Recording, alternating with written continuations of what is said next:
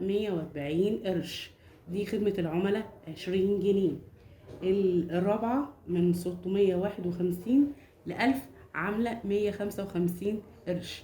خدمة العملاء 25 جنيه.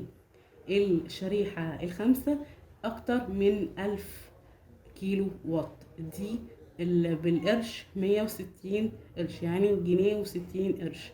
دي خدمة العملاء بتاعتها قد ايه؟ 40 جنيه. تمام، يبقى احنا كده خلصنا التجاري. تمام، زي ما بقول برضو في المنزلي التجاري برضو يختلف المصنع عن الشركة عن الايه، عن مكتب، فكل واحد بيتحسب بايه، على حسب قد ايه الاستهلاك بتاعه. تمام، اخر حاجة معانا بقى الاستهلاك الري. الري ده بيكون شريحة ثابتة ب75 قرش. خدمة العملاء بتاعتها 4 جنيه. تمام، كده احنا خلصنا الثلاث الاستهلاك اللي عندنا، منزلي تجاري ري. طيب في بعد كده السؤال يا اسماء اللي انت قلت لنا عليه، ايه الاوقات اللي احنا لما نستخدم كتير يجي لنا قليل، وايه لما نستخدم كتير يجي لنا كتير، يعني الاوقات. تمام، بصوا بقى، الوقت اللي هو قبل الساعة 6 المغرب استخدموا فيه كتير زي ما انتوا عايزين، هيجيلكوا الفاتورة قليلة. تمام، من 6 المغرب لغاية الساعة 11 لازم تقللوا الاستخدام فيه. لو قللتوا الاستخدام فيه هتلاقي الفاتورة بتاعتكم جت قليل. ليه؟ عشان الضغط، الناس كلها في الوقت ده يبقى قول 90% من الناس بيبقى قاعدين بقى على الأجهزة. تمام، على الكمبيوتر، على الموبايل، على التلفزيون، فاتحين التكييف. انتوا الوقت ده لو قللتوا فيه هتلاقوا بإذن الله الفاتورة بتاعتكم قلت الربع أو النص كمان بإذن الله. تمام، احنا عايزين نحسب الفاتورة هتجيلنا قد ايه.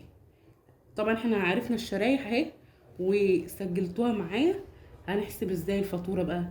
هنجيب سعر الكيلو بالقرش، هنضربه في الاستهلاك، لما يطلع الناتج ده هنزود عليه خدمة العملاء، وهنزود عليه رسوم النظافة في المدينة او المدن، هيطلع قيمة الايه، الفاتورة. طب يا سمسم انت ما قلتيش ليه على رسوم النظافة؟ رسوم النظافة بتختلف من الاستهلاك المنزلي للتجاري للري، وبرضو من منزل لمنزل، ومن في التجاري من محل لشركة المصنع، وفي الري برضو بيختلف من زراعة لزراعة. تمام، كل واحد على حسب استهلاكه. النهاردة يبقى اتكلمنا عن الكهرباء غالية ليه، وقلنا ايه اسعار الشرايح بتاعة الكهرباء. ويا رب تكونوا استفدتوا النهاردة وقدمت لكم ان شاء الله حاجة مفيدة. واي سؤال بالنسبة اللي احنا قلناه اكتبوا لي في التعليقات، وانا ان شاء الله هرد عليكم. وشوفوا ايه الموضوعات اللي انتوا حابين انا اتكلم فيها، تمام، او تستفسروا عنها. انا عنيا الاتنين ليكوا باذن الله، باذن الله. وان شاء الله ان شاء الله هقدم لكم حاجات مختلفة وتنفع ان شاء الله الناس. وطبعا ما تنسوش الاعجاب بالفيديو، تمام، عشان نرتفع، عشان الناس كلها تشوفه وتستفيد منه. تمام، واللي لسه ما اشتركش في القناة اشترك في القناة، هتنوروني وعيلتي هيزيدها الشرف وهيزيدها فرض بإذن الله. وانا بقول ايه دايما، خير الناس انفعهم ايه للناس. واقول بقى ايه، السلام عليكم ورحمة الله وبركاته. باي باي.